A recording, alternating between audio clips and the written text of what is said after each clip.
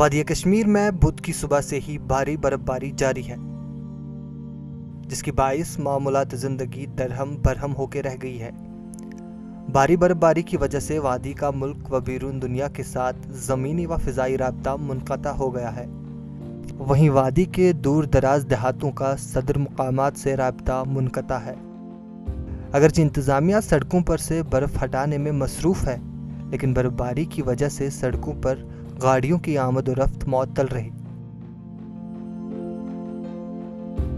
کہ صبح سے پورے 7 بجے سے ہی ہمارا پورا جو میونسپل کونسل اننت ناگ کا جو ٹیم ہے وہ بالکل صبح سے سڑکوں پہ ہے، اور لوگ جب آج 10 بجے گھر سے نکلے سارے روڈ خالی اوپن تھے، مطلب سنو کلیئرنس جو ہے وہ ہوئی تھی۔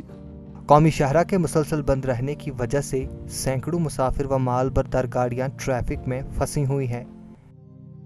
اشیاء ضروریہ کی قلت کی وجہ سے ڈرائیوروں اور مسافروں کو مشکلات کا سامنا ہے۔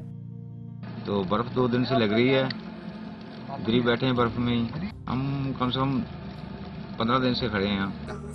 بہت دقت آئی، یہاں کوئی نہ کوئی رہنے کا جگہ ہے، نہ کوئی کھانے کا کوئی ہے، نہ ہمارے پاس کوئی پیسہ ہے، مزدور دور سے آئے ہیں۔ برفباری کے پیش نظر محکمہ ٹریفک نے ایڈوائزری جاری کی ہے، جس میں سڑکوں پر پھسلن پیدا ہونے کی وجہ سے حد درجہ احتیاط برتنے کی تاکید کی ہے۔ وادی کے بالائی علاقوں میں بھاری اور میدانی علاقوں میں درمیانہ درجے کی برفباری سے وادی کشمیر کا باقی دنیا سے ہوائی اور زمینی رابطہ منقطع ہو گیا ہے۔ وادی کے بالائی علاقوں میں 1 سے 1.5 فٹ تک برف ریکارڈ کی گئی ہے، جبکہ میدانی علاقوں میں 9 سے 10 انچ تک برف ریکارڈ کی گئی ہے۔ وہیں محکمہ موسمیات کی ایک اطلاع کے مطابق اگلے 24 گھنٹوں کے دوران وادی میں مزید برفباری ہونے کا امکان ہے۔ پرویز الدین، ET بھارت، سری نگر۔